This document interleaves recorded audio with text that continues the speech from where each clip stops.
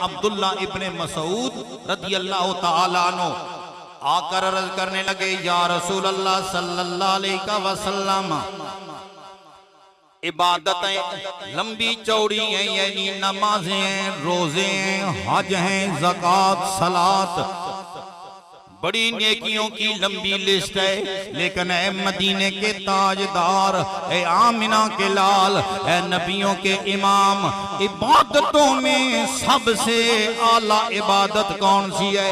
صحابی نے سوال کیا ای الاعمال افضل، اے آمنہ کے لال، عملوں میں سے سب سے اعلیٰ عمل کون سا ہے؟ میرے مدینے والے نے بتایا، آمنہ کے لال نے جواب دیا، فرمایا اے عبداللہ ابن مسعود، سارے عملوں میں سے اعلیٰ عمل یہ ہے کہ الصلاۃ لمیقاتہا، فرمایا وقت آ جائے وقت پر بندہ نماز پڑھے۔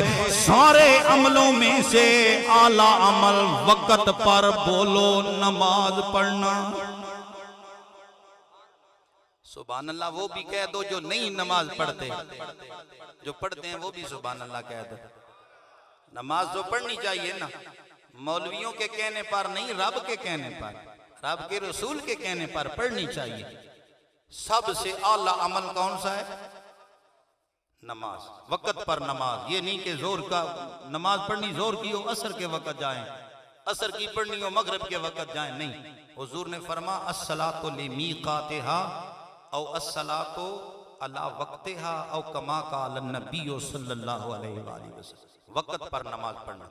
اب صحابی نے بات نہیں چھوڑی، دوبارہ عرض کیا اے مدینے کے سلطان، یہ عمل تو ہو گیا، لیکن دوسرے نمبر پر کون سا عمل اعلیٰ ہے، کون سا عمل افضل ہے؟ میرے تیرے نبی کریم نے فرمایا اے میرے صحابی، بر الوالدین، والدین کے ساتھ چنگا سلوک کرنا، والدین کے ساتھ حسن سلوک کرنا۔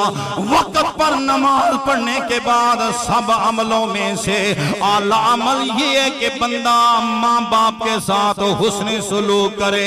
اب ایمان سے بتا میرے بھائی، پتہ یہ چلا کہ خدا کی عبادت کے بعد اگر دنیا کے اندر رب کو راضی کرنے کا کوئی نظریہ نظر آ رہا، کوئی صورت نظر آ رہی، رب کو راضی کرنے کی کوئی سڑک نظر آ رہی ہے، رب کو راضی کرنے کی کوئی شاہراہ نظر آ رہی ہے، تو جس بندے پر ماں باپ راضی ہو جائے گا اس بندے پر وہ پروردگار بھی راضی نظر آئے گا۔